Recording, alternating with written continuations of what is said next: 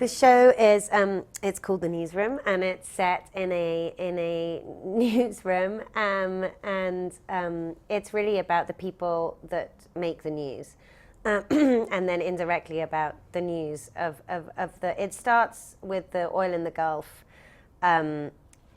spill that was now 2 years ago, and it sort of works its way forward from there. And so it sort of covers the last 2 years of our history in America, and therefore by extension kind of the world. And it just follows this group of people as they try to present the news in the most sort of objective, decent way they can. As a news anchor, you've almost religiously avoided stating a political allegiance. You're popular because you don't bother anyone. Are you willing to say whether you lean right or left? All the news on the show is real, and the show takes place in the very recent past. It begins on April 20th, 2010. And when I was sort of working on the show in my head, just trying to figure out the fundamental building blocks of the show, the real problem that I was having was, how am I going to deal with the news? How am I going to? I don't know what the news is going to be on the date that the episode airs. We make these things 6 months in advance. And I couldn't figure out how to get around that problem.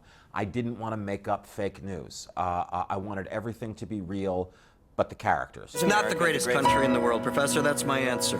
I got such a kick out of it every week waiting for these, or every 2 weeks waiting for these scripts, and getting to relive these moments in our history, which we are all so familiar with because they happened so recently, and we have such a vivid memory of like the images that were on the television of that oil spilling into the Gulf, and we have an episode which deals with Gabby Giffords being shot, and one with Osama bin Laden and being assassinated, and the Tea Party and the rise of that, and what's cool is that you have a visceral memory that is very strong of watching that stuff unfurl on the television, but you haven't yet had time to sort of contextualize it and understand the political ramifications of it, and understand with hindsight what it sort of meant, what was really going on at the time, and so there's a sort of thrill in Sorkin doing that for us, and getting to relive those moments through his genius every week. We're coming to a tipping point. Why is this happening? Alfred Hitchcock taught us that that there are three positions you can have between storyteller and audience.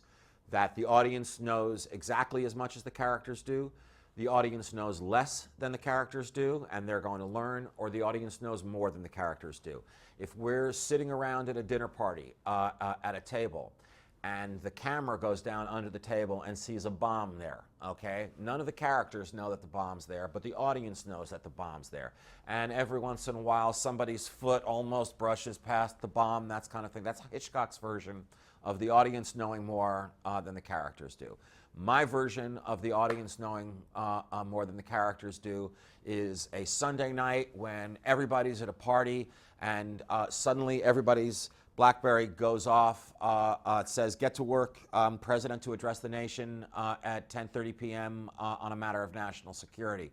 And everybody is wondering what's going on, and the audience saying, "This is the night they got bin Laden. It's bin Laden. You guys, it's the story of your life. It's bin Laden." That's my version of it. Can you move your BlackBerry off the desk? I hope viewers gain an awareness that the news shows out there now are fighting the battle that Will McAvoy and company are fighting. They want to hang on to the ideals of journalism that gets past the marketing and the spin and the talking points of people that are just trying to use this, news show to sell their own propaganda on whether it's a political candidate or an issue.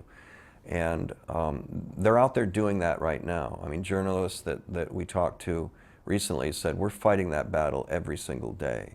I hope the series shows that, and I'm happy to say Aaron does. He's trying to do good, and he's risking a lot to do it. It's something I'll never forget. It's a huge honor.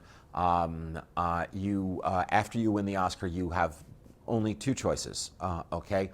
You can get in your car, and drive off a cliff and die tragically and let that be the end of your life and be a legend, or you can decide to write your next thing.